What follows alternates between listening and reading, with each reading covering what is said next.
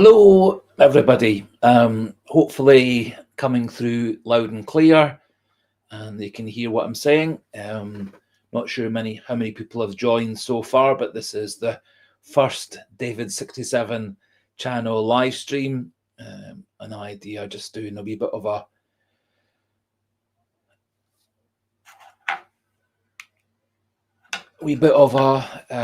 run through of Celtic news, wee bit of a chance for people to chat.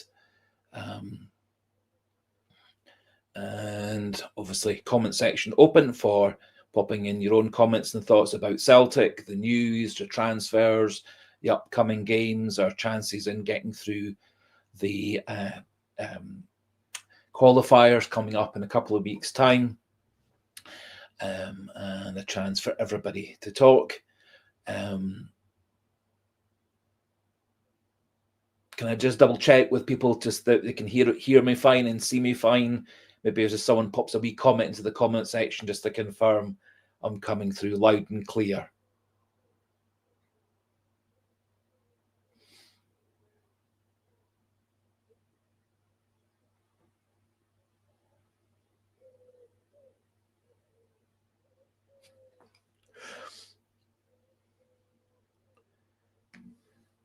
Good. I'll take that as a yes, that things are going well. And I say, I'll do my best to pop any comments up on the screen as we go through the chat today.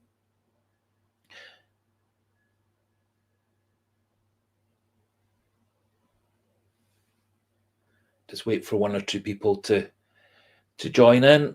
So basic format, as I said, today is to have a wee run through of the Celtic news, one or two wee players being linked to Celtic over the course of today. Got a couple of wee screens just to give a bit more background regarding two of them. There was a video earlier today which was regarding one of them, called Clement Bischoff of Brøndby. Not certain whether he is or he isn't going to be joining Celtic. Other player that appears to be potentially coming to Celtic is Adam Ober, a left-sided central defender who also plays left centre-back for Cagliari. Celtic are thought to be looking at signing him as well, although as we all know at the moment, there's lots and lots of stories, lots and lots of rumours, some of which don't seem to be totally accurate, some of which seem to be made up. Certainly a lot of them seem to have a low grain of truth to them.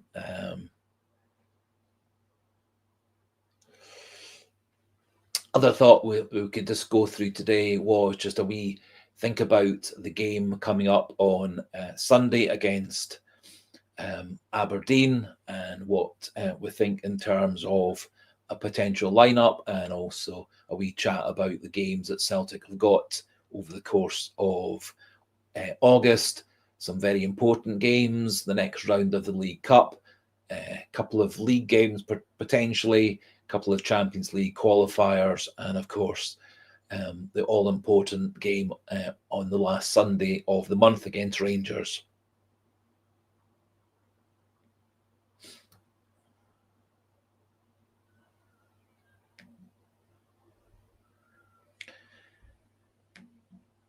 And of course, as we go through, feel free to chat amongst yourselves in the comment section as well, and I will try and pick up on any questions and any points, and do feel free to add your own comments, and if there are any questions, do pop those in as well.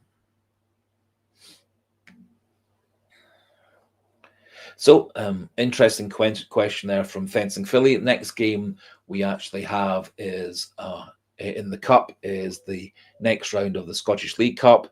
That's going to be against Falkirk. As we can see from that, Celtic's next game, of course, is on Sunday, 12:30 kickoff at Pittodrie Aberdeen, an away game in the Scottish Premiership. Then we will have Falkirk in the next round of the League Cup. That one is interestingly on Friday evening, 7:45 kickoff at Celtic Park. The game will be live on TV as well. Then we've got the 2 games against either Slovan Bratislava or Kairat Almaty, the Kazakhstan champions. The Kairat Almaty won the first leg of that yesterday evening, 1-0 with a 90th minute penalty taken by their 16-year-old superstar player who's going to be joining Chelsea next year. He's signing for them in summer 2026. Then we've got a league game against Livingston on Saturday 23rd, 3 p.m. kickoff at Celtic Park. That game is still on, although Celtic did have the opportunity to cancel their game, and several of the other Scottish teams in European qualifying, such as Rangers, Hibs, Dundee United, Aberdeen, some of them have decided to cancel their game in between their last qualifying rounds. Assuming that they all get to that level, we are guaranteed to be in the final Champions League playoff on the 20th and 26th. Then we'll have a potentially long trip to either Slovan Bratislava in Slovakia. There's about a 5 to 6 hour flight direct, or a 7 to 7.5 hour flight to Almaty in Kazakhstan. Celtic, I'm sure, will be getting a charter flight to get there, which makes it a 7-hour flight. Otherwise, it would be an 11-hour flight. And then, as I say, at the end of the month, we've got the first Rangers Glasgow derby. That's an away kickoff, 12 noon on Sunday, the 31st of August. So very, very busy month coming up.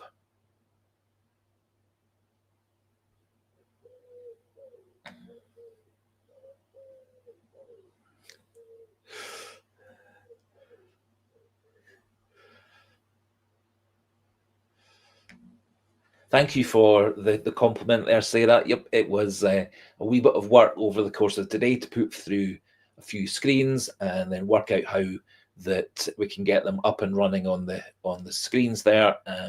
But it is actually working quite nicely, and also popping the comments of everybody up on the screen as well. Now, just coming back to one of the players Celtic are said to be linked with. It is a young player called Clement Bischoff on Brøndby, 19 years old, 5'11", Danish under-21 internationals with 7 caps and 2 goals at that level. And plays primarily left wing, although he is able to play left midfield, attacking midfield, right wing, and has even played left back early in his career. Interesting thing with Clement Bischoff is his contract ends on the 30th of June 2026, so we're going into the last 11 months of his contract now. Transfer site valuations have him down as a £4.4 million player. However, it's thought that Brøndby won £6.3 million for him, and said that Sunderland and Wolves are 2 clubs said to be interested in him. Sunderland seem to be the more keen on him. Interesting thing also with Bischoff was he was on the verge of signing for Brighton in the winter window back in January 2025, but at the last minute, Bischoff chose to stay at Brøndby for a bit longer because he was apparently not keen to go and be in the squad or be on the bench at Brighton, and so turned down the chance of going to Brighton, and wanted first team football. And so there are several stories out there that Celtic are looking to start negotiations with Brøndby. Say the asking price is 6.3 million. In January, it was 7.2 million. That's what Brighton agreed to pay. And then at the last minute, Brøndby and Bischoff decided to cancel. And so he's back on the chopping block. And as I said, there is a video that I put up earlier today, which does show Bischoff's skills. Very talented player, lots of pace, two-footed, plays primarily left wing, although he's right-footed. Does get the ball into the box really well, good finisher.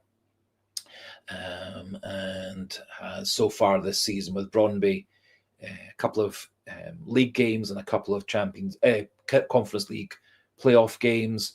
1 goal, 2 assists this season. Last season, 2 goals, 10 assists. So do have a wee look at that video of him earlier today.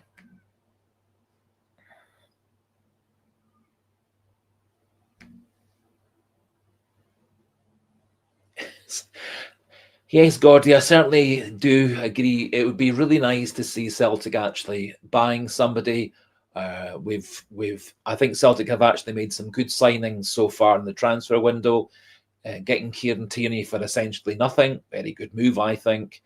He's a really talented player, good leader. I think he's going to be a great defender for us.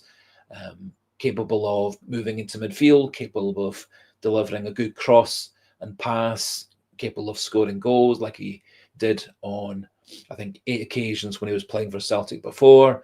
And I think he will be a very important player for Celtic. Of course, we've got to keep him fit. And that's one of the issues a lot of people are bringing up, is the fact that we do seem to be not really looking actively for our left back, although the other player we'll talk about, Adam Ober, is also a left back.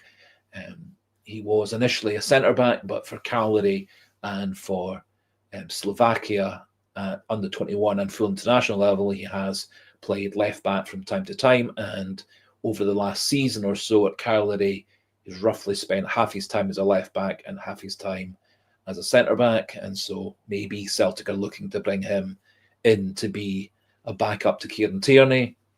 Another theory that a lot of people have been putting forward is using either Liam Scales or Austin Trusty as a left back. And of course, on Sunday, Celtic did move Liam Scales to left back after Kieran Tierney went off around the 60-minute mark.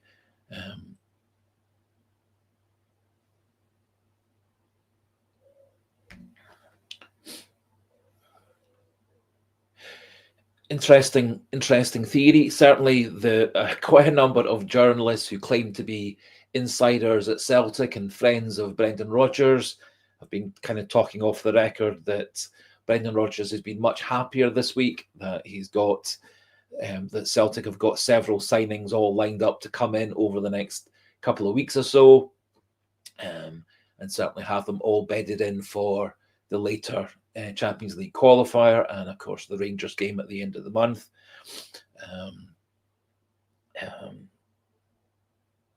So hopefully, Brendan does have a trick up his sleeve. And my other thought is that actually Celtic do have at the moment good quality players. We are lacking a bit of depth, primarily at the wide positions. We do have players within the squad who have often played wide on the right and wide on the left. Players such as Shin Yamada, our new Japanese player, who Rodgers seems rather reluctant to give any game time to. Shin Yamada's played on an occasional basis as a right wide player in Japanese football, although he's primarily a central striker. Benjamin Nygren, a lot of us thought that Nygren was being signed from Danish football to be a wide player. Much of his career he has played out wide, but Rodgers seems determined to play him through the middle. Whether that was just a tactic against St Mirren, who do play the typical 9-10 man defence against Celtic, and whether the plan is to use Nygren out wide on the right against teams who are a wee bit more open, such as against Falkirk in the League Cup a week on Friday, or Aberdeen on Sunday, or one would guess in the two-legged playoff against either Kalmati or Slovan Bratislava. So it may be that Rodgers does have another trick up his sleeve, as you were saying, and he's going to swap Negrin out to play out wide. And it's certainly possible that in training and practice matches, etc., Negrin has been splitting his time through a central midfield role and playing as a wide role. Also interesting in the pre-season to see Callum Osmond, who is primarily a striker, being played out wide on the left. So I do think Celtic do have a number of options. Celtic seem to be keeping hold of Marco Tilio for the meantime. There was a loan with a purchase deal at the end lined up for him to go to Rapid Vienna. That seems to be put on the back burner until Celtic do get a couple of wide players in. I was actually quite impressed with Marco Tilio watching him in Australian football when he was on loan from January to May. And he certainly played very, very well for Melbourne, helped lead them to the Australian title. And I don't think we've ever seen the best of Marco Tilio at Celtic. Of course, when he came to us, he was injured and out for quite a long time. Then he came in and had a few brief sub-appearances. Then he went off on loan, injured again, came back to Celtic, straight back on loan to Melbourne, got injured again. But he did have 5 very good months in Australian football, was frequently man of the match, scored goals, etc. And possibly if he was given a wee bit of a run in the team, he may well be a player that could do well for Celtic.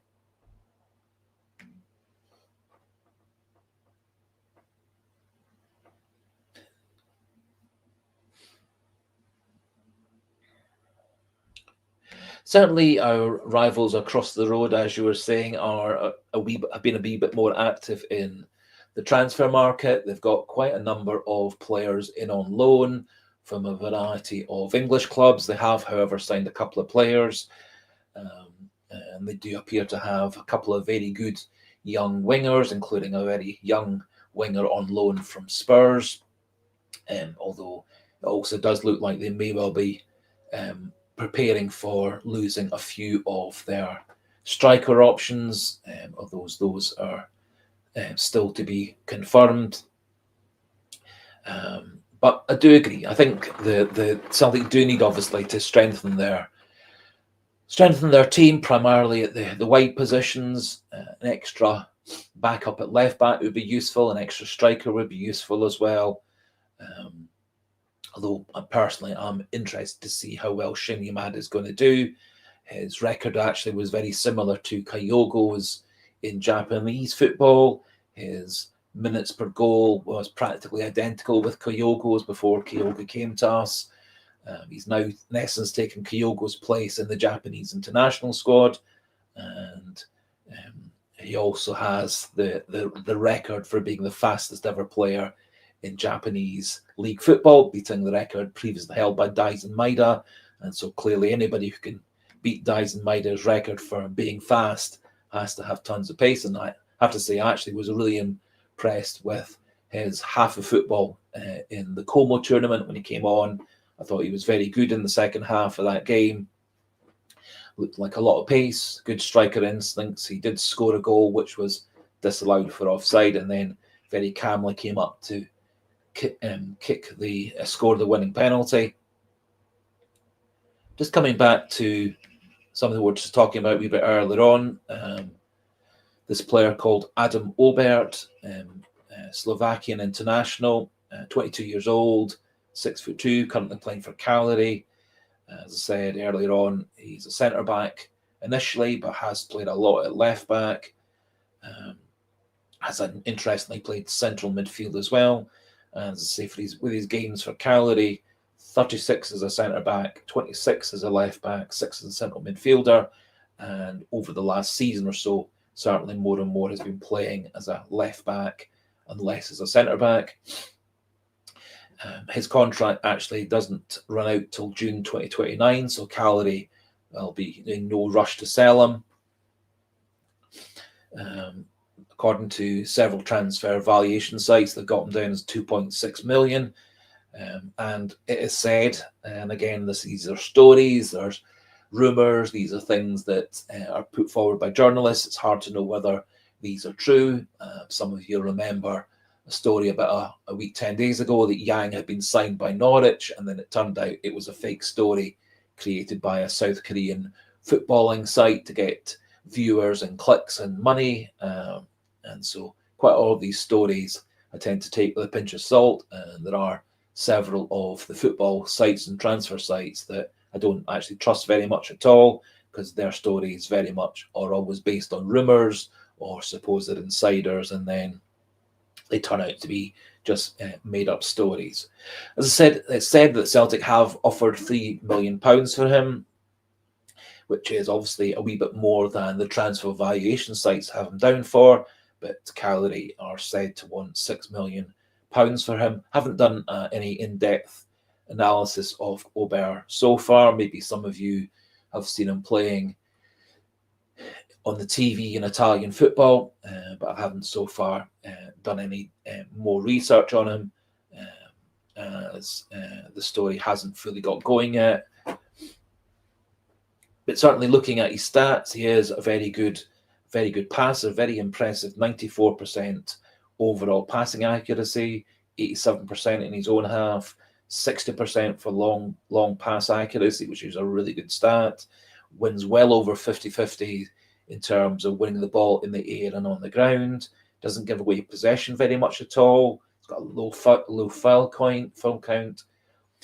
Good stats for things like tackling, intercepting, blocking, clearing chances in defence, and also good for a left back or a centre back, dribbling accuracy of 67%.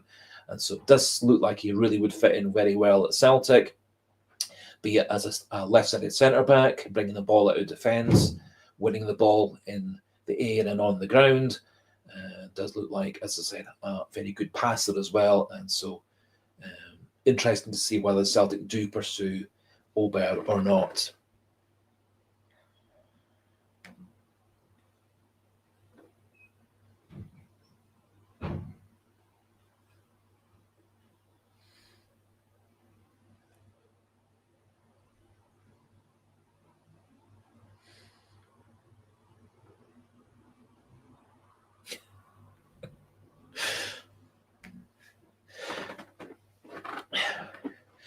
Interesting theory, Sarah. I am not the biggest, have to admit, I'm not the biggest fan of Liam Scales, but I actually was really impressed, particularly when he moved to left back on Sunday against St Mirren. I always have a wee bit of a fear with Liam Scales about his lack of pace. He isn't as fast as Carter Vickers or Tierney or Trusty at getting back, and so he can get caught out with the ball in behind him.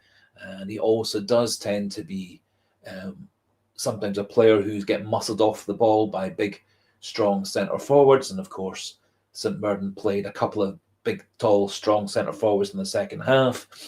But I did think he actually coped well out at left back. I think his extra height in the box at both ends is useful. I also thought that Scales delivered a couple of really nice crosses into the box in the move that led to Luke McCown's 87th minute winner.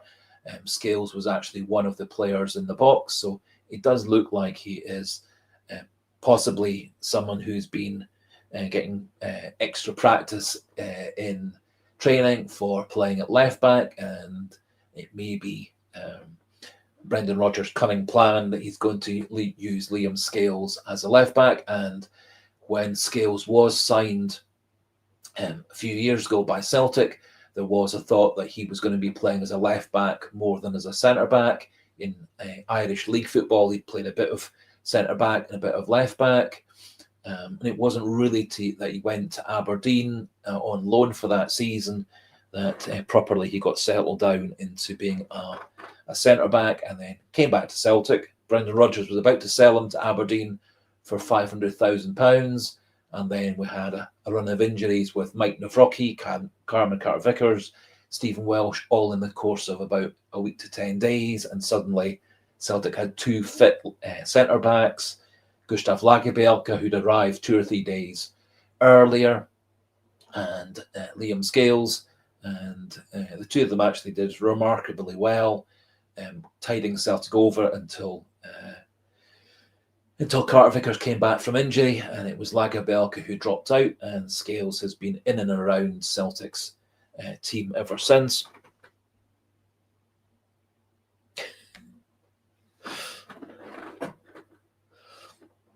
Well, that's another interesting point there, Sarah. I think he had a good half hour playing against St Mirren on Sunday. Actually, his stats for his time as a centre-back were pretty good as well. And Liam Scales is not one of the higher paid players at Celtic. He's got a couple of years, I think, left on his contract. And interestingly, he is one of the lower paid players in the first team squad. So I think we actually are getting good value for money out of Liam Scales. I think he's the kind of player who wants to play for Celtic. I think he's got that Celtic blood, Celtic love in his heart, that he wants to play for the club. And so I think he, a wee bit similar to players like Ralston, McGregor, Forrest, and Alistair Johnston. I think they're all going to be players who want to stay at Celtic for as long as they can. Don't know if anybody watched the interview that was released from James Forrest earlier today, talking about the squad, talking about his career. He certainly says he's very happy at Celtic. He wants to stay at Celtic, although he hasn't actually gone into negotiations with the club so far regarding renewing his contract. His contract will be ending at the end of this 25-26 season. He is, of course, our highest, most successful player in terms of winning trophies and medals and so on, beating Bobby Lennox's record. Cal McGregor's a couple of trophies behind him in the rankings. So Forrest was kind of talking about that he wants to stay at Celtic. He's enjoying training. He's enjoying the squad. He also feels that the squad's got good players, and that having new wingers and wide players coming in to challenge his position helps him keep on improving. And he says he learns things off players as well. And it was a good interview. So if you haven't watched the interview already, it's about 11 minutes long. I thought it was very interesting, and again confirmed how much James Forrest enjoys playing for the club. He kind of was saying that if Celtic decided to let him go, he would just retire as a player and then move into coaching or punditry. He was a wee bit non-specific about what he would do if he didn't move on. But he certainly does have a very good attitude for being a Celtic player, and a very good attitude for keeping on improving himself.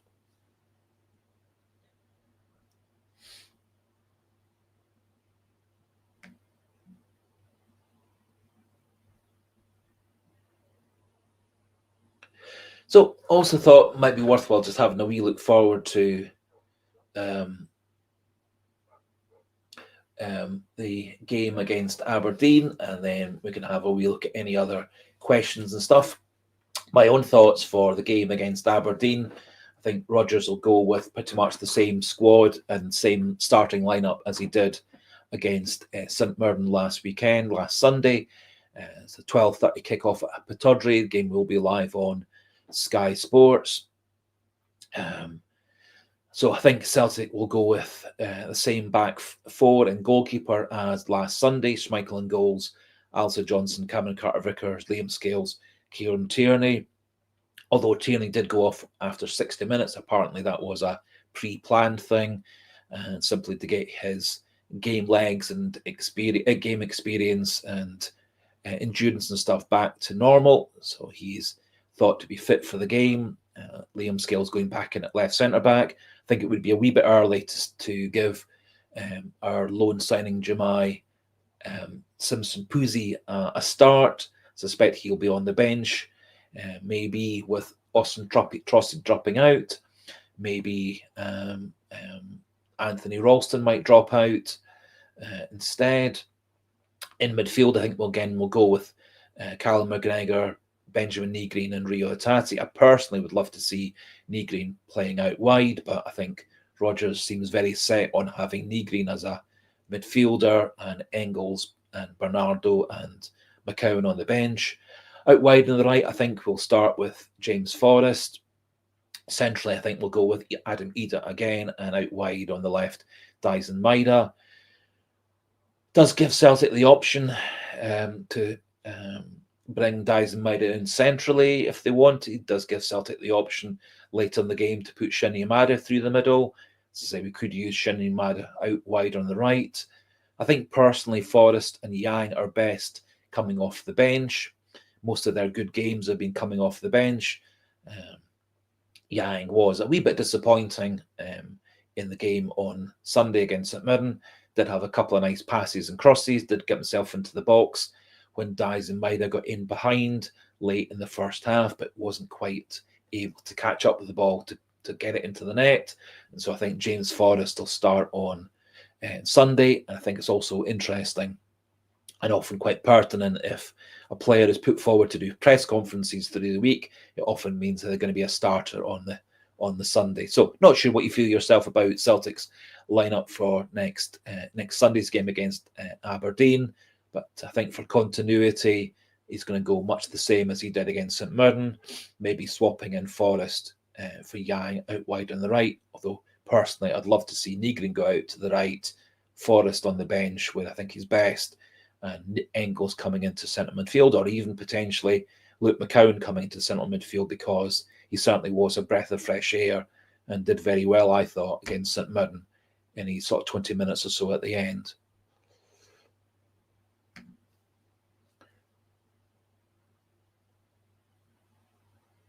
Yep, I fully agree. I fully agree. We do need to get good signings in. I think we have got, I think, a good squad as it is, a good first 11. We've got several good backups, but all it would take would be a few injuries like we had at the start of Brendan Rodgers' second spell with us, where we had, as I said, Carter Vickers, Welsh, Nawrocki all out injured all at the same time. We also had Rio Hatate out for much of that first season of Brendan Rodgers' second time around. And I don't think we can really afford to have our best players out for long spells without having good backups to come in and replace them. I think in midfield we do have good backups to replace what we've got. However, I've been saying this for quite a number of years. I think Celtic do need to get in a sort of midfield enforcer, a player a wee bit similar to Victor Wanyama or Paul Lambert or Neil Lennon or Scott Brown, a player with a bit of bite, a bit of dig, a bit of nastiness in midfield, but also good ability to break up the ball, break up attacks, start attacks, link with defence, midfield, wide players, and also come forward to get the odd goal here or there. And that's why I actually was very disappointed that Celtic let Tomoki Iwata go around about 12 months ago. He then went on to have a brilliant season for Birmingham, being one of their key players, getting them from the English First Division into the English Championship. And I think we did lose a very talented player.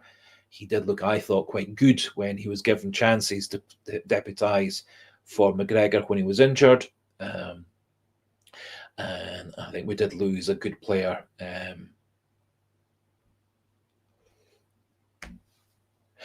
So on the right wing, we do have backups. It's players that have had a wee bit of a struggle to get going at Celtic. I think Yang is a good, talented player. I think what he needs is a run of games in the team. Or simply used as a player coming off the bench. If anybody watched Marco Tilio in his games in Australia, in his loan spell, he's a player with lots and lots of pace, very creative player. He's improved his finishing quite considerably in that spell in Australia, improved his ability with delivering corners. He's actually become a much better player over in Australia. However, I don't think Brendan Rodgers wants to give him a second chance. And that's why he's lined him up to go off to Rapid Vienna as soon as we get in another player.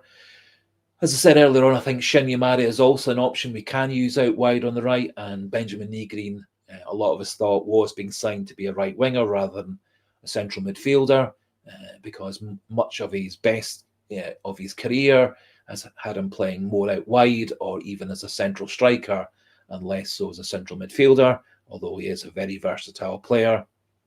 However, I would love to see Celtic sign a couple of more wide players. We have players like Forrest and Maeda who can play right and left out wide. One player, as I was saying, Clement Bischoff, the 19-year-old Bromby player, primarily plays left wing, can play right wing. Another interesting player is Jacob Broom of Go Ahead Eagles. He's a player that Celtic were said to be looking at, a player that Celtic supposedly have put in several bids for, a player that Go Ahead Eagles seem to want £6 million for, which is a couple of £1 million more than his transfer market valuation sites are saying he's worth. And the benefit with Broom is he can play both sides. He can play as an attacking midfielder, so would be a very versatile player for Celtic. And interestingly, whether it's relevant or not, he's been left out of the Go Ahead Eagles squad for their first league fixture at the weekend. Reportedly, he picked up a wee bit of a minor ankle knock in a warm-up game, which I think was the Dutch equivalent of the Super Cup last weekend, and his manager says he's out as a precaution because of this minor ankle knock. However, he's expected to be back in a week's time. Whether that's relevant, that means that Celtic and Go Ahead Eagles are getting into final negotiations, and that Broom's going to come to Celtic, I don't know. Certainly Broom is a player that I actually was impressed with as well. David Stalker, I couldn't agree more. We do need wingers. We need people who can play out wide. Although when we actually look at the squad, comparing our squad now to what it was for much of last season, we have lost Nicholas Kuhn. He's gone off a £17 million transfer. He, from January onwards, for me, I thought was rather inconsistent. Form was a wee bit in and out. Had one or two niggly injuries in the second half of the season as well. And he certainly was much, much better in the first half of the season than he was in the second half of the season. And there were quite a lot of stories that for the whole of January through to July, he was very keen to leave. And then he got his wish with his big transfer out to Italian football.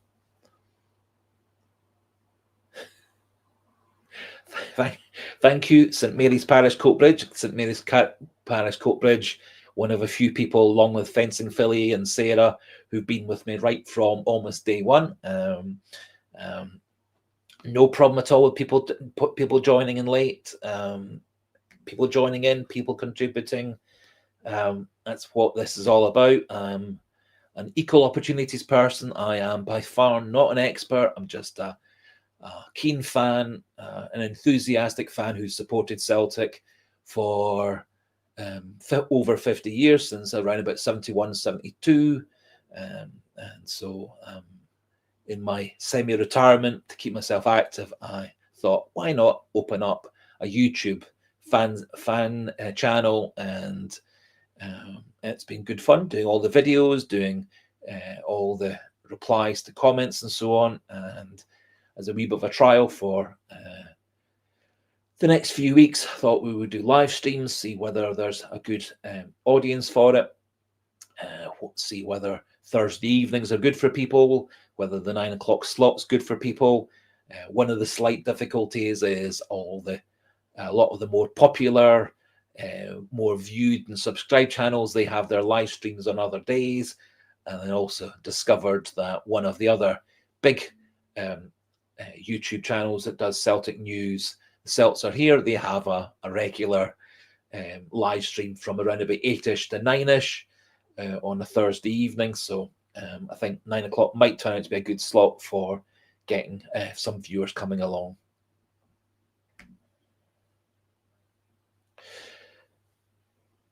Jamie Vardy's an interesting one. I haven't actually, just excuse me, have a wee drink of Coca-Cola.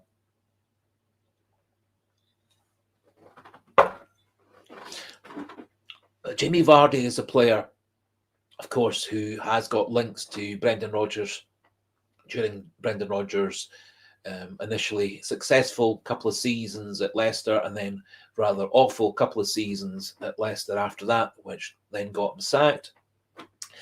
Jamie Vardy, of course, was linked to Brendan Rodgers there. Jamie Vardy's free. There were a lot of stories that Jamie Vardy was on his way potentially to Rangers. Rumours that Jamie Vardy was coming to Celtic. I haven't actually seen anything about Jamie Vardy for a couple of weeks. I will look up after the live stream and have a look to see whether there are any rumours for him. Personally, I wouldn't actually be very keen for Jamie Vardy to come to the club.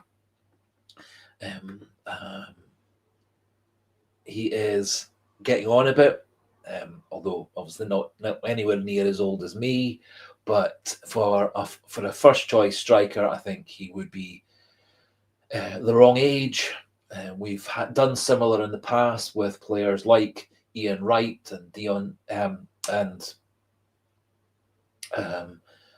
Carlton Cole and a couple of others who came to us very late in their career and were rather disappointing. I suspect that Jamie Vardy probably would score goals in Scottish football, but I suspect that his wage demands would be rather on the high side. Another player like that, a wee bit younger, Danny Ings, player who's played for a variety of different clubs, Liverpool, Southampton, most latterly West Ham. He also had been free, another player that Celtic reportedly had been looking at. He was a player that we thought about bringing in on loan, supposedly in January of this year.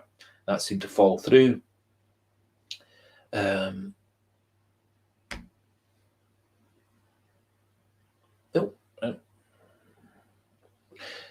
Robbie Keane's an interesting one. He's actually had quite a successful career. He came to us, of course, on loan, had a very, very successful half season for Celtic.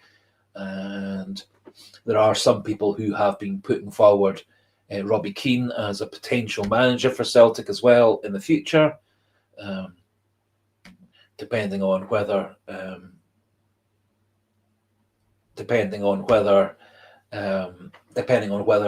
Brendan Rodgers stays or goes. A lot of people feel that Brendan Rodgers came to Celtic for 3 years and that was going to be his lot, no matter what happened or didn't happen. I don't think it's too much of a coincidence that at the end of the 25-26 season is going to be the World Cup. Usually after the World Cup, there are quite a number of vacancies, either as international managers or at big league clubs, as managers move from big league clubs into international management. And there are a few people I've read are saying that Brendan Rodgers' next ambition is to manage internationally, and it would be in the summer of 2026 after the World Cup. That quite a number of international managers may well have been moved on. Stevie Clark, for example, of Scotland, I think if he doesn't qualify for the World Cup, that'll be him out. Similarly, I would expect for the managers of Republic of Ireland and Northern Ireland. Also suspect that if they have unsuccessful campaigns, they'll be gone. And there will be almost certainly 2 or 3 English Premier League clubs who are looking for Rodgers who Rodgers may look to go to. Yep, as we've discussed in our wee comment section chats.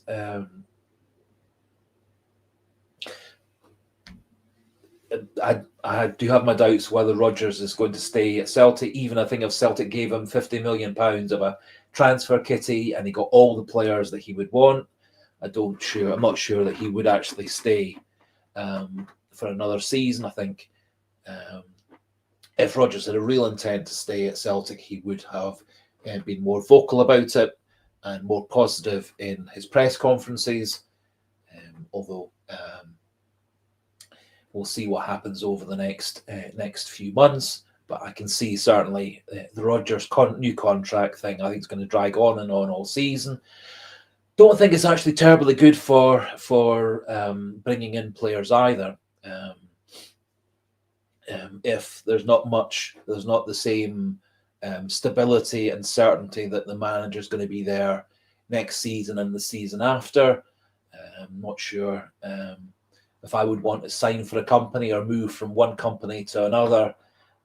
If I thought that the boss or the management structure or the company itself would change significantly from one season to the next or 1 year to the next. And certainly Rodgers has brought in a few of his friends into things like scouting and coaching. Paul Tisdale was a person Rodgers knew from English football. Paul Tisdale seems to have quite a lot of power at Celtic. He seems to be the main go-to person for final say-so on transfers coming in and out. He recently was up in Sweden and Denmark and Scandinavia doing several different scouting missions. One of the players from that was Clement Bischoff, the Brøndby left winger. A couple of other names that he apparently was looking for up in Sweden and Denmark. Nothing much has come of that so far. However, I would personally be surprised if we did see Jamie Vardy or Danny Ings or any of those sorts of players coming into Celtic. There have been rumours, quite a lot of rumours regarding several other ex-Leicester players coming to Celtic, Daniel Amartey and I think Wilfred Ndidi, but I think both of those players have moved on to clubs in other places. And don't know what other people feel, but I certainly wouldn't be terribly happy to see Jamie Vardy come to the club. I think Celtic have a couple of players who need to be made to feel confident. Adam Ida is a good example of a player who I think needs to have his confidence boosted. And I think at the moment his confidence is a wee bit on the low side. Last season he did have several good spells, scored a couple of goals against Aston Villa in that final Champions League group game.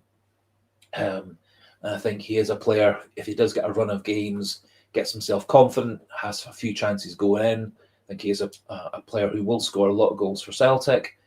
Not convinced he is should be our first choice striker. I think he's more of a striker to come off the bench, a striker to be a starter to give the first choice striker a rest, sort of rest and rotation type of thing.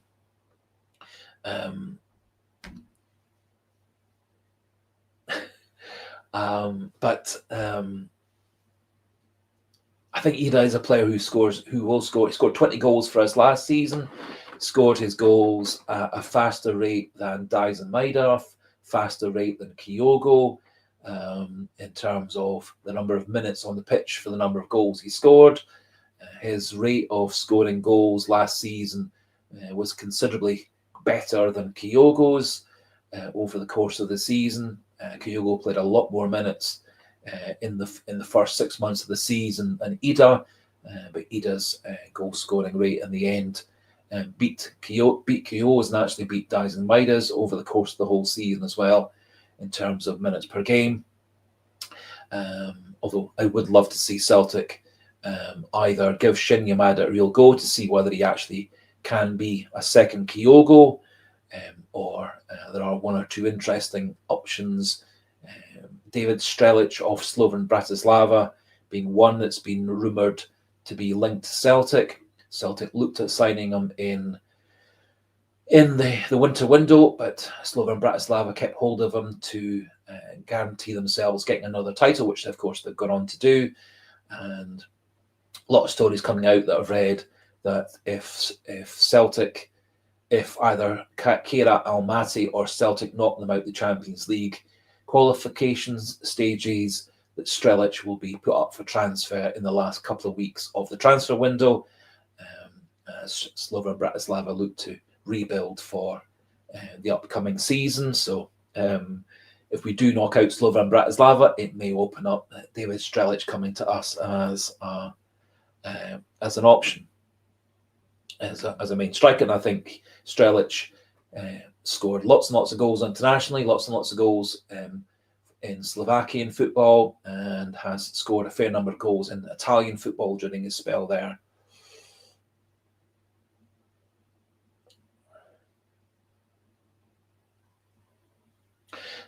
Very interesting theory, and again, not sure what other Celtic fans would think about it.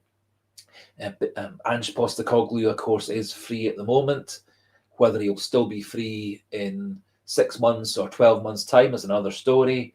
I think he's taking his time, choosing the right team to go to. But I would welcome Ange Postecoglou back to the club very, very happily. I think the club was happier, the club at that point. I think Ange Postecoglou's transfer policy was much better. We had lots of players coming in nice and early. Players like Hatate and Maeda came in to train with Celtic in the last week or so of December, signed for us on the day of the transfer window opening in January. Similar with Alsa Johnson, he came to Celtic to train the week before New Year, and then he was ready to make a start in the Rangers game a couple of days later after signing for Celtic. And so I do think that Rodgers probably would blame if he does go, he would blame the board's lack of ambition. Quite a lot of folk have pointed out that last summer Celtic spent £30 million on players, 11 or so for Engels, 9 or so for Ida, 6 million or so for Trusty, 3 million, 4 million for Bernardo, 1 million for McCowan, and of course we got Kasper Schmeichel on a free transfer. And I think a lot of people probably would say, in terms of our summer signings, Schmeichel and McCowan were the two that turned out the best. Ida did score 20 goals for us, which was good.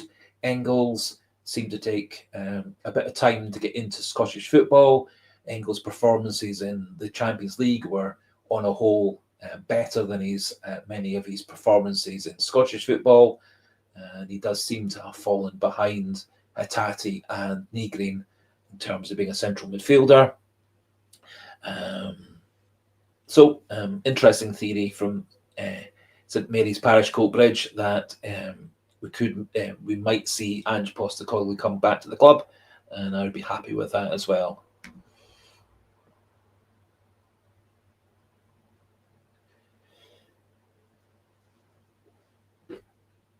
Good point. They sounded we probably should have looked at getting in players like Penrice at left back. He unfortunately got off to Greek football, as far as I can remember, but he actually was a good option, I think, to understudy Kieran Tierney. I think unfortunately we've lost him, Penrice, off to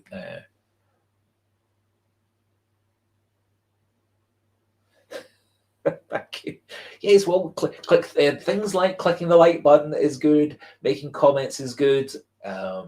If you're not yet subscribing, that's all good as well. But certainly, I'm not quite sure how the YouTube analytics all work, but certainly clicking the like button seems to make them feel that the channel is good and the quality is good. And so do feel free to click the like buttons. Yeah, I actually liked the way that Ange Postecoglou managed Celtic. He was, I thought he was a very inspirational coach. Players, wherever he's ever played, have talked about what a brilliant manager he is, how very good he is at getting players' confidence up, getting players fighting for the badge, fighting for the club. Tended to be a coach a manager who told people what to do, told the coaches, Kennedy, Strachan, Harry Kewell, who was there at that time, Stevie Woods and so on, told them what to do, and then they would go out and do it. And then Ange Postecoglou would go around the training pitches, watching people training, making observations, then giving them feedback. And I liked the way that Postecoglou managed the club.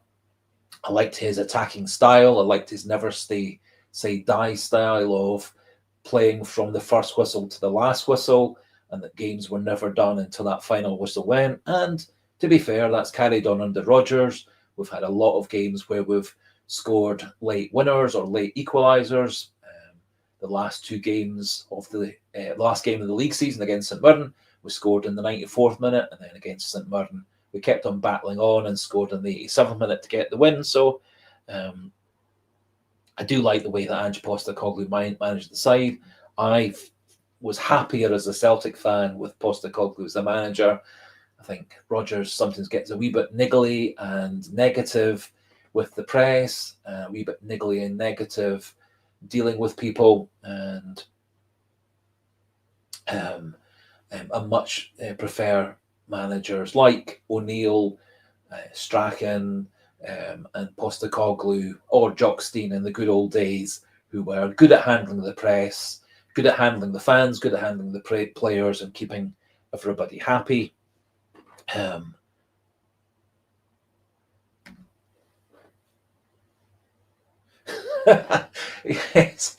Yes, nice points there. Yes, the Ange Postecoglou certainly seemed to have a lucky jumper. It was a theory I also tried for quite a long time, wearing a lucky T-shirt and lucky pair of shorts or jeans or whatever to watch Celtic playing. And then unfortunately we lost a couple of games to Rangers, so I stopped wearing those lucky clothes. So reportedly the reason that Ange Postecoglou had a lucky jumper was because he joined us at the end of the COVID spell, spent a few weeks in quarantine in a Glasgow hotel, and he had limited access to getting his own clothes and stuff in, and so he got one or two things provided to him by the club shop, and because he won a few games wearing a certain jumper, he kept on wearing it for the rest of his career.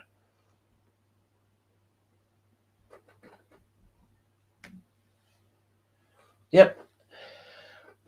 I haven't really ever met or talked to or encountered anybody who wasn't happy with Ange Postecoglou. It's quite unusual for a manager who left us like he did at the end of a very successful season to go off to Spurs, that he went off with everybody's good graces and praise, and we welcome back. Quite a contrast to Brendan Rodgers, who was first time around was our manager for 2.5 seasons, and then 2/3 of the way through the season, I think it was around about February time, he suddenly decided he wanted to go and manage Leicester instead, and then left us in the lurch. Happily, Neil Lennon came in and kept that league season and cup season going. Took us to a couple more trophies, and then kept up the good work for a couple more seasons, and then had a rather disastrous season that ended with him being sacked.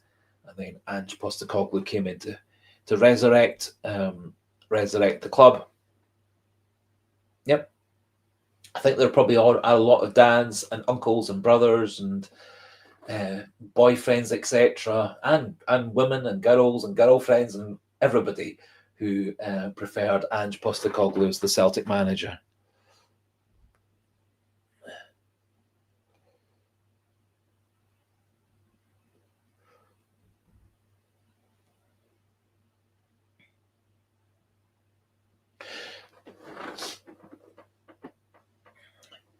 So I do very much see Celtic signing some players over the next couple of weeks.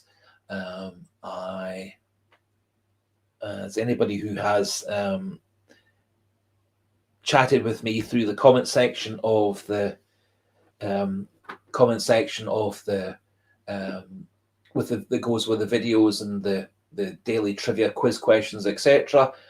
I do tend to be a very optimistic person in terms of Celtic. In real life, I'm not quite such an optimist. I'm much more of a realist.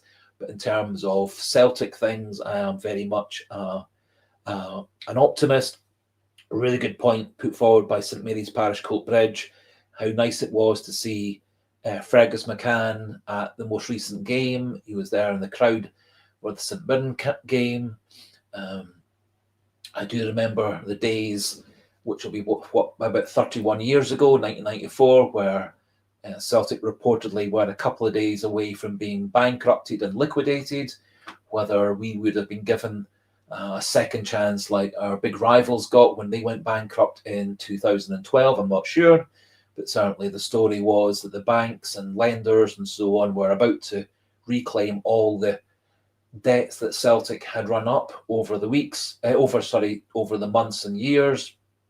Fergus McCann came in, paid off all the debts, and then put up money so that Celtic Park could get renovated, newer facilities, bigger stadium, and then after a few years of being Celtic's chairman and Celtic's main shareholder and owner, he then sold his shares, I think, to Dermot Desmond primarily, and Dermot Desmond's had control of the club, the main shareholder for all the years since then. And it certainly was nice, I thought, to see Fergus McCann still alive and kicking, still well, and coming to watch Celtic.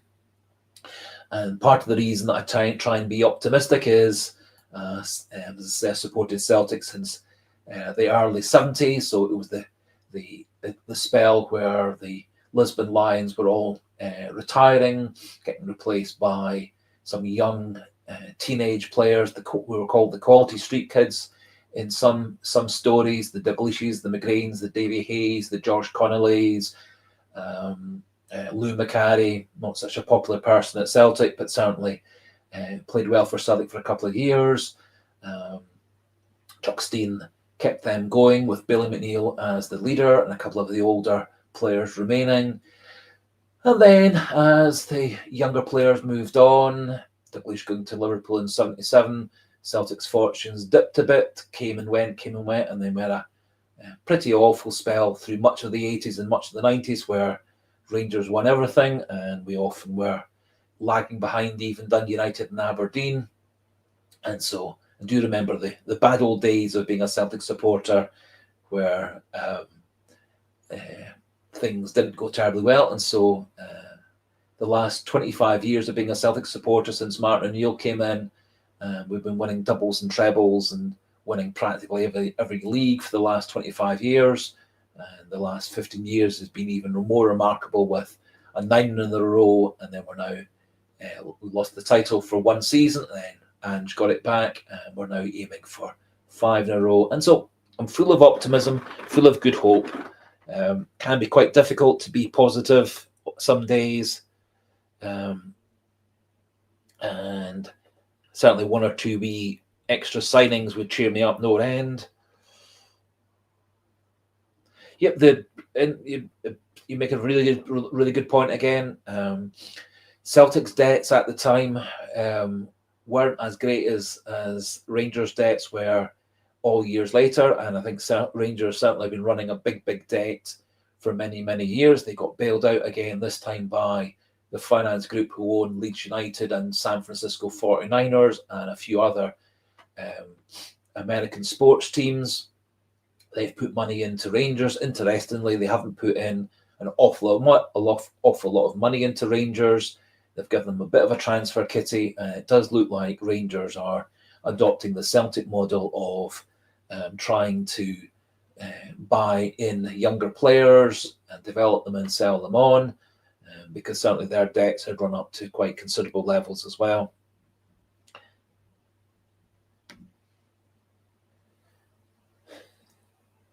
And hi, hail to you as well, and hail to everybody. Yes, certainly the Celtic did have quite a number of bad years in the 80s and most notably in the 90s. They had Good season under Vin Jansen, who left under a bit of a cloud at the end of that season. The good thing about that spell is we got a couple of Celtic's greatest ever players. Certainly in my book, Henrik Larsson came in at that time, and then a wee bit later on we got Lubomir Moravcik, another great player that I really enjoyed watching. A wee bit later on we also got Stilian Petrov, and then we then had the Martin O'Neill years where we got lots and lots of good players: Sutton, Larsson, Thompson, Lennon, Lambert, and a big list. And certainly since 2000 onwards, it's been great being a Celtic supporter.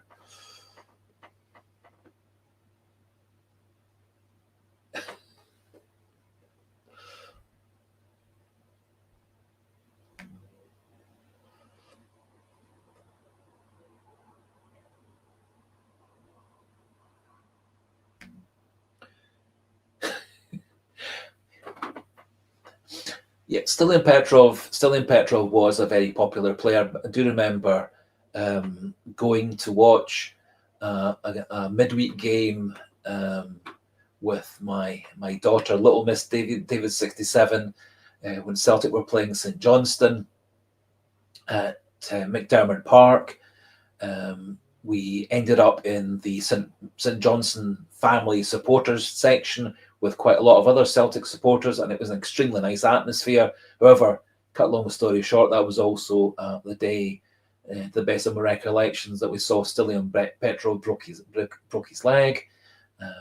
Happily came back from that. But Stilian Petrov, one of my favourite players. He, of course, did move on to play for Aston Villa, then got blood cell cancer.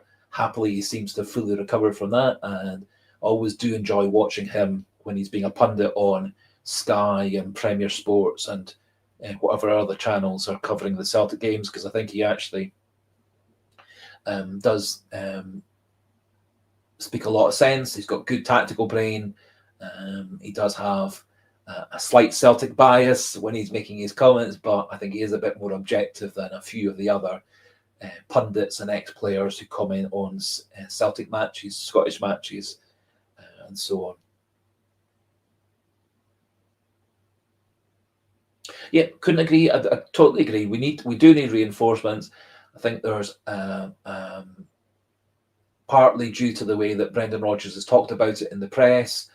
I don't see Ange Postecoglou, I don't see a Gordon Strachan and Martin O'Neill answering the questions that he was asked over the last couple of weeks the way that he did. I think it's created a wee bit of a bad atmosphere amongst, I would guess, the players, a wee bit of a bad atmosphere amongst the fans and the club.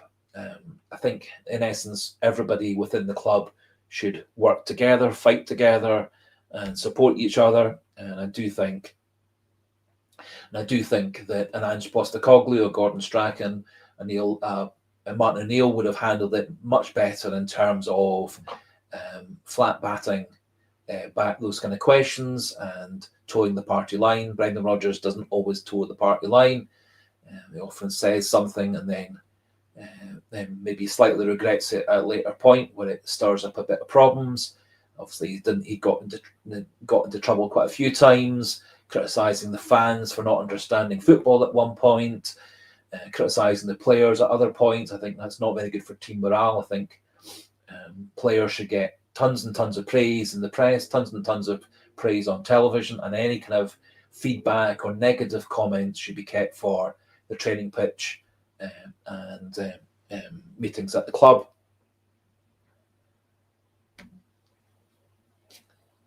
Yes, I do agree. I think we are the best, and I think even with the players that we've got at the moment, the squad that we've got at the moment, I think we're more than good enough to win a double or a treble again this season.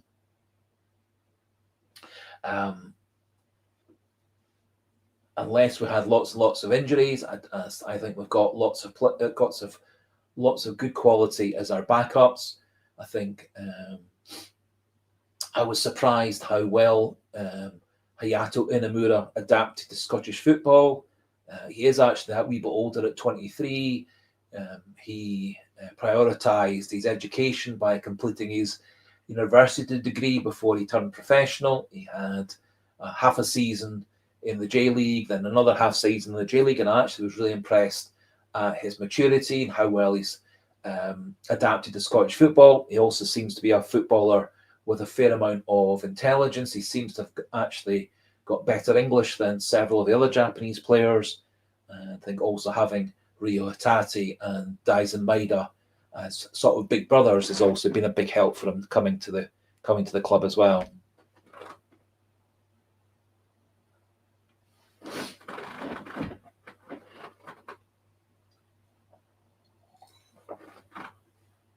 I think our biggest gap, obviously, 14-14 official, is our wide players. If Rodgers is not going to be playing Negrin as a wide player, it does leave us very, very low in players on the right wing. In that position, we have Forrest, we have Yang, we have Marco Tilio for as long as Rodgers keeps them at the club. I think all three of them actually are good players. As I said a wee bit earlier on, I think Yang and Forrest have been best coming off the bench last season. Yang got 6 goals and 6 assists, which wasn't too bad for a player who primarily was coming off the bench. I think his best spell for Celtic was when he did get a series of games in a row rather than being in and out. James Forrest also was a very important player for us at the end of the Rodgers' first season. The last 4-6 weeks or so, he was one of Celtic's star players, which took us from being level with Rangers to winning the title comfortably. And in a lot of that last month or two, Forrest was the most important player. However, I think we do definitely need one or two people who can play wide right and a player or two who can play deputising for Daisen Maeda on the left. Ideally, if we got a player like Balikwisha or Jacob Broom or this player Clement Bischoff, they both can play right wide and left wide. A couple of them can also play more centrally as well, attacking midfielder roles. I think if we get 2 or 3 of them, that would be one priority. I do think probably, unless Rodgers has a cunning plan to use Inamura and Liam Scales, who both are originally centre-backs initially within the squad, maybe using them as left-backs to back up Kieran Tierney. I would love to see a good quality left-back come into the club. The snag being that good quality left-back might not want to be back up to Kieran Tierney. They might not want to play the more boring games against Falkirk and Livingston and St Mirren and so on, rather than getting to play the Champions League games. So I think we do have a bit of a difficulty potentially attracting a good quality left back. Also thought it was quite interesting that Greg Taylor wasn't playing for his Greek club today. They were playing in, must have been the Conference League qualifiers or the Europa League qualifiers.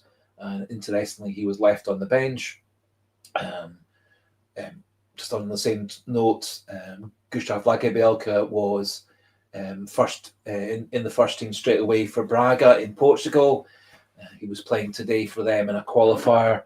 And interestingly, also Luis Palma, who's currently on loan in Poland for Lech Poznan, he was started as a central attacking midfielder role rather than being played out wide. And there were a few folk who actually felt that Luis Palma probably might well have been a better attacking midfielder or sort of second striker role, given that he struggled with some of the ways that Brendan Rodgers likes players playing. So left back, I think, is a potential position, and as I've said before, I really would love to see Celtic get a midfield enforcer. We've not really had that player since Scott Brown left the club. There are quite a lot of stories regarding a young Spanish player playing for Liverpool, Stefan Bajetic. He's played quite a number of games for Liverpool, usually in things like the Caribou Cup and so on. He's played quite a number of games for Liverpool over the course of 2 or 3 seasons. However, it's now thought that he's dropped down the pecking order at Liverpool and that they are looking to offload him. He doesn't appear to be in Arne Slot's plans anymore at Liverpool. He apparently is just about over a wee minor injury that's curtailed his pre-season. And there are quite a number of stories suggesting that Celtic and Liverpool might be entering negotiations for Bajcetic to sign for Celtic, initially on a loan with a purchase clause at the end. And he has looked a really impressive player for Liverpool in the games that he's played.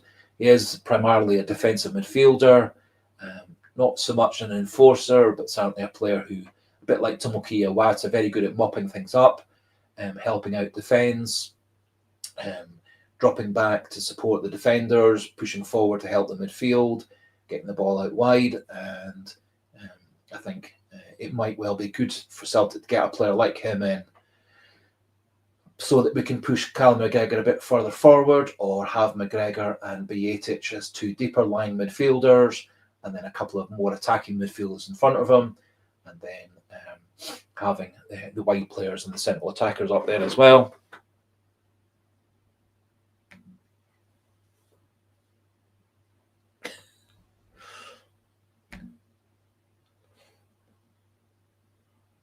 Or I hadn't picked up on Daniel Kelly. Of course, we went to Millwall. Actually, the other interesting thing is Cummings, the 19-year-old centre forward who Celtic wanted to keep on moving him from the academy into the first team. Cummings also who went to West Ham instead on one of these compensation deals. Interestingly, he's just got himself injured as well, and he's had shoulder surgery, and so it certainly seems bad luck to leave Celtic, refusing to sign for Celtic, moving up from the academy to the first team. Ben Doak is another example, although his career's gone much better since he left Celtic, although he's had a couple of problems with injuries. And Liverpool also reportedly are looking to move him on for £20 million or so this summer.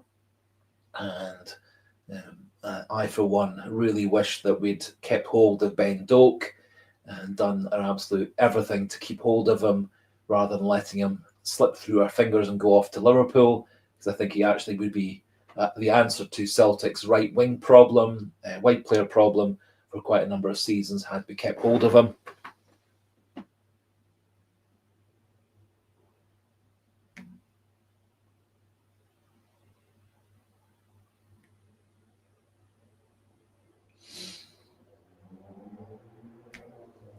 Yep. Kieran Tierney, another player who left Celtic and then seemed to have more and more injuries.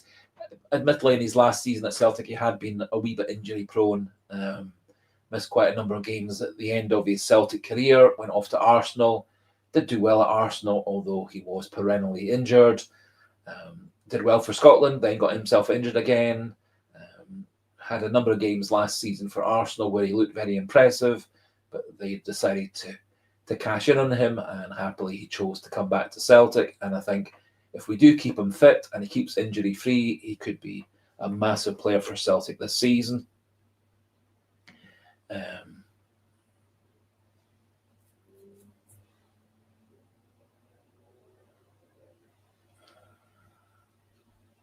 So in terms of transfer requirements, definitely a couple of wide players. I think we really could do with another experienced central striker, someone who is a definite number one striker. I like a lot Shin Yamada.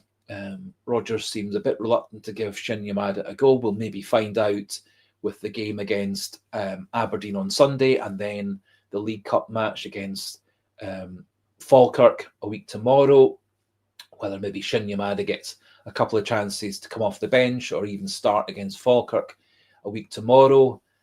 I think if Shin Yamada can replicate his form of the 2024 season in the J-League, where he scored a ton of goals and was one of their best players in the whole J-League, think he could be a very important player for Celtic.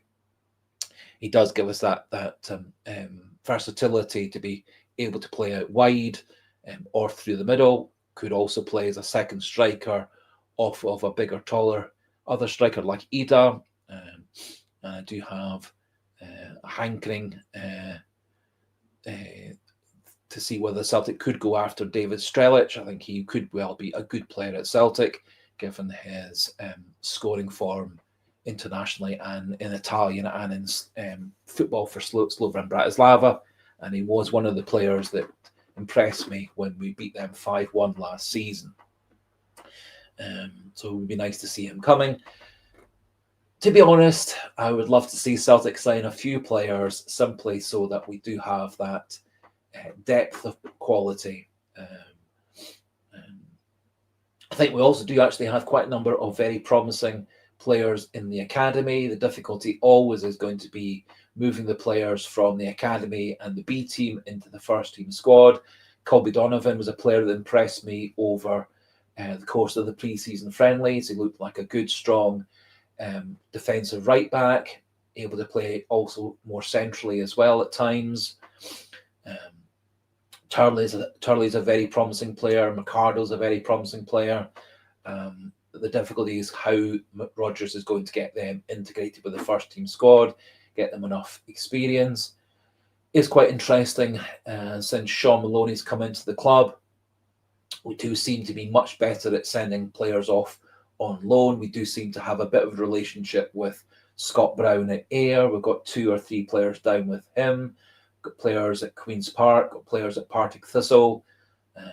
And I do think actually it's much better to loan players within Scotland or within England rather than signing them off on loan like Tillio went to Australia, or we had a couple of players who were over in Austria for a couple of seasons. I think it's much better in terms of their development that they go on loan within Scotland or within England.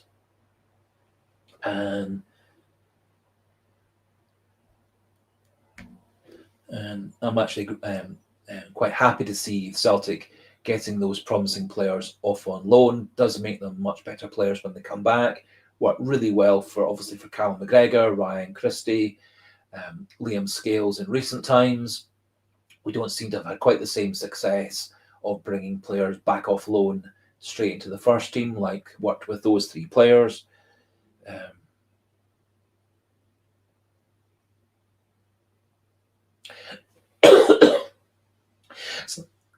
I agree we do need to have players who can come straight into the team and start. I'm not a big fan of the phrase project players. I think these players are young, talented players who are going to get better and better. Players like Matt O'Reilly came as a relatively inexperienced player, had been at Fulham, then he dropped down a couple of divisions to go to MK Dons. Ange Postecoglou signed him as a bit of a development player, and Matt O'Reilly really developed over the next 2 or 3 seasons. Had a particularly good season in Brendan Rodgers' first season back, second spell, and then he decided that it would be better for his career that he moved off to a bigger, richer, more prestigious league. Hasn't had the best of time at Brighton. Rumours are that he may well be off to Italy or France. Doesn't look like he's got a long-term prospect at Brighton, but certainly O'Reilly, a very good player, and maybe Brighton might loan him back to us for our season instead, although I think that's quite unlikely. So I do totally agree. We need players who can come into the team and start, or at least be players who can be real powerful players coming off the bench. I think we're quite lucky at the moment having a few players who can come off the bench and influence the game. Luke McCown being a very good example last Sunday. I think James Forrest is a player, again, last Sunday showed how good he can be changing a game coming off the bench. Forrest has a much more direct way of playing as a wide player. Hits the byline, comes in, shoots, passes, crosses, etc. So I do think we need to have impact players off the bench.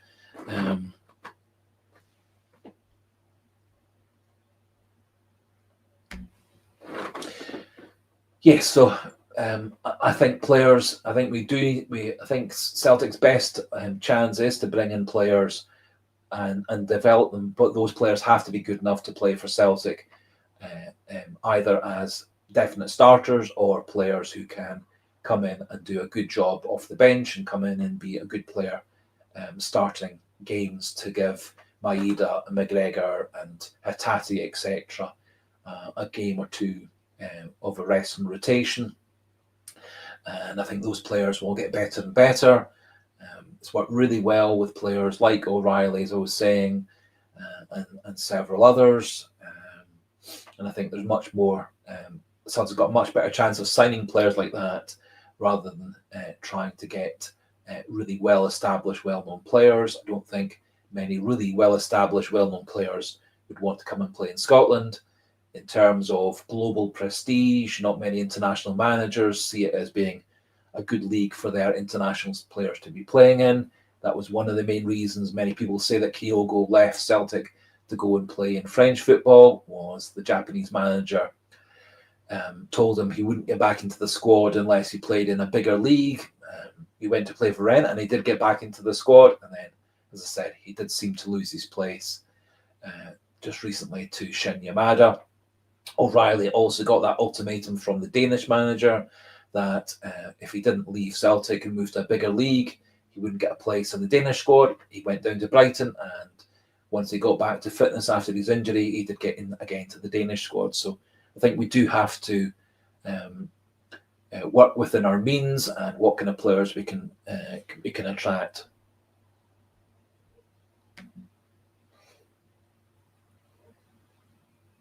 Yep. It is probably, you make a really good point there. I think probably the only player in Celtic's 11 who you would actually say is a really physical player who can mix it with people would be Alistair Johnston, possibly Liam Scales, although he's a wee bit, for me, gets beaten too often by stronger players. Kieran Tierney, not a particularly physical player. Cameron Carter-Vickers tends to be more of a player who beats people with marking, anticipation. Doesn't tend to be a player that really throws his weight around. So I think you're entirely right. Alistair Johnston probably is our one and only real physical player. Callum McGregor, not a particularly physical player. Engel certainly isn't. Hatate isn't. Luke McCowan isn't. Paulo Bernardo isn't. I think you're entirely right. I think we do need a player or two, be it as probably more so a central defender or a deeper line midfielder who can mix it with people. Some people have also talked about using Alistair Johnston as a defensive midfielder. He has played midfield and defensive midfield type roles for Canada. He's been a very versatile player previously in Major League Soccer and in Canadian international football. So he's another player that I thought that could experiment. Yep, very good point, actually, Tony. It's actually something that just came to my mind was that Jemai Simpson-Puzzi, the young player we've got on loan from Manchester City for the season, he's another player who does have a bit more of a physical player, taller, stronger player. He's also a really very, very good passer as well, and I think he actually would fit in very well into Celtic's system. Does seem very confident bringing the ball out. He had a very, very impressive season playing in the under-21 Premier League. He was the player of the year for the whole league, which is very unusual for a defensive player. And he did get a couple of games for Man City in the Champions League last season, a few Carabao Cup and league games as well. And he is a player I think Manchester City are preparing, developing for the future. Not the biggest fan of players coming to Celtic to be developed for the future if it's not going to be us who benefits from their development for the future. Much happier to see players come to Celtic like Carter-Vickers and Jota, Paulo Bernardo, where at least at the end of their loan deals there was a transfer clause. Wasn't massively keen on bringing Alex Valley to the club last season without there being a transfer clause at the end of it. And lo and behold, halfway through the season, he got recalled by his club and then loaned off to Como, where he had a very successful time. And I think I'm right in saying that Como have now signed him, although I'm not 100% certain with that.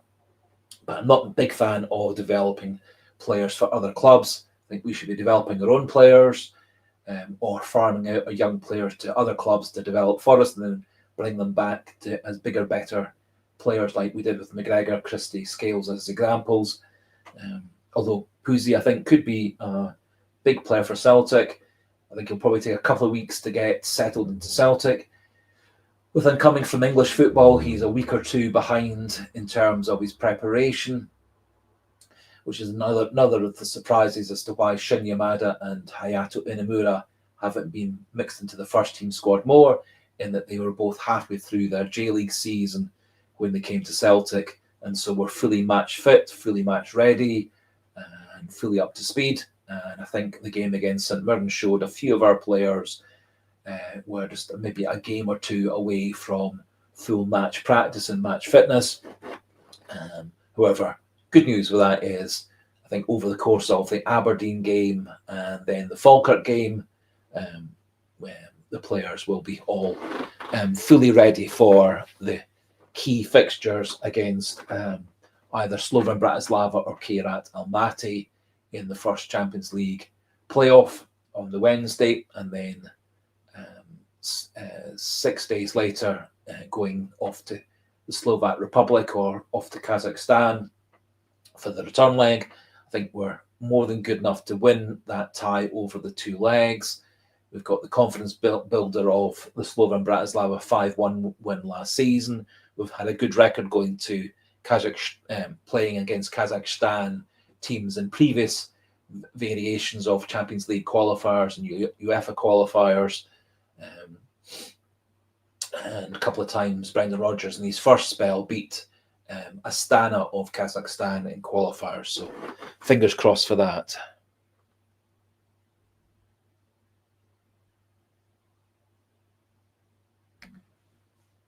Oops. Right. Okay. So, as I said, as a player, I liked Alex Valley a lot. I thought he was a very good left back. I liked his physicality. I liked his extra bit of strength. I liked his speed. He gave us a better defensive option than we had with Greg Taylor. Don't think Greg Taylor was a particularly good defender for Celtic. He was just 5'7", so there was always that weakness for the ball in over the back of his head. Didn't have the best of pace for keeping up with quick wingers. However, he was very, very good in the inverted fullback role. Did work really well into midfield. Helped break things up in midfield really well. Pushed himself forward to cross and pass into the box.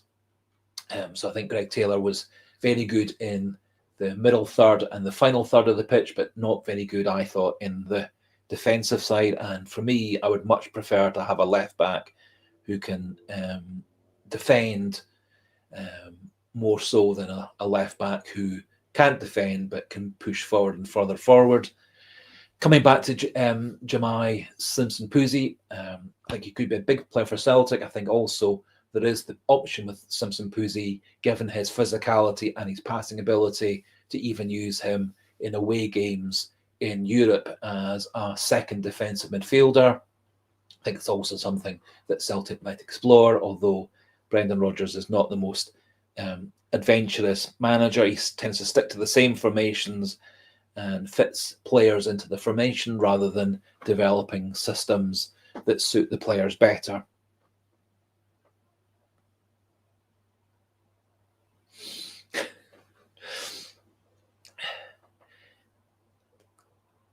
Every day when I wake up and read the Celtic news sites and the football transfer sites and the BBC and STV and so on, I'm always hoping there's going to be a story saying so-and-so has flown in and he is signing for Celtic tomorrow, Friday, or signing for Celtic on Monday.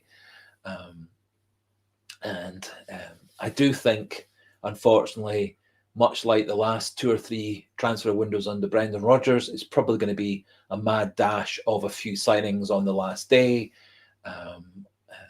This time last year, at the end of the transfer window, to the best of my recollection, we got on the last day, we got Austin Trusty, Luke McCowan, and Arne Engels. Luke McCowan got signed just before midnight. Arne Engels got delayed flying up from London on the plane. He only got into Glasgow something at 11 o'clock at night.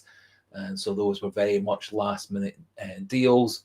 I do wish we got back to the Ange Postecoglou way of managing.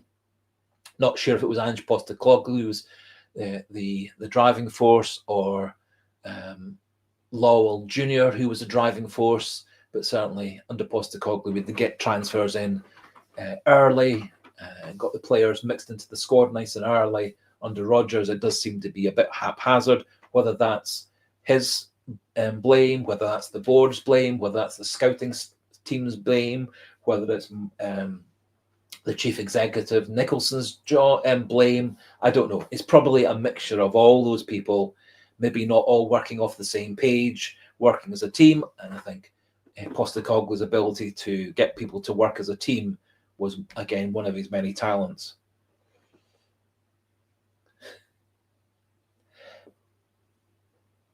It's certainly something that Alistair Johnston's been talking about, is the fact that with Greg Taylor having left the club, and Kieran Tierney not really being a player who has played inverted fullback terribly much before. I think, however, Kieran Tierney, I think, could play any position for Celtic. I think he can be a conventional left back. He can be a left wing back. He can be a centre back. He could be a left centre back in a back three or a back five. I think we're very lucky to get Kieran Tierney back, and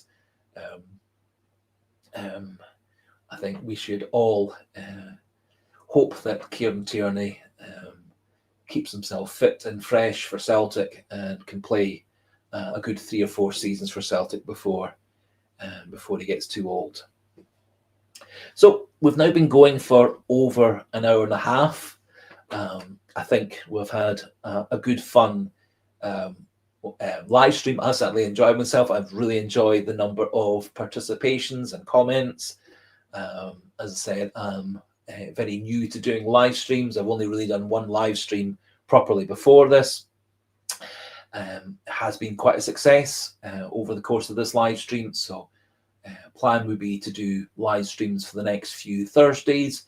And as long as Thursday at 9 is remaining popular, we'll keep Thursday at 9. And then hopefully, as I get more and more skilled and talented at leading live streams and better at using all the technology, things will get better and better. So I think we'll just call it a day at that point there. We've been going for 98 minutes. So basically we've talked for the equivalent of a whole football game.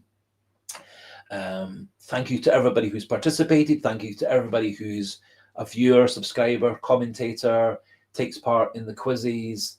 It's been great fun doing the channel. Want to keep on doing it for as long as I can, and really very grateful for everybody who supports me. Very grateful for all those who make comments and watch the videos and read the posts and so on. So we'll call it a day there. Thank you very much for all that participated, and there'll be more videos tomorrow and Saturday. We've got the game against Aberdeen on Sunday, and then we'll do a post-match review after that as well. And over the next day or two, I'll also do a wee bit of research regarding other potential transfer targets, and might well also do a wee video profile of Adam Obert, the Slovakian left-back playing for Cagliari, as it does look like Celtic might be considering him to being a Kieran Tierney deputy at that position. Okay, so we'll end the live stream there and catch up with you all again another day. And to finish off, hail, hail.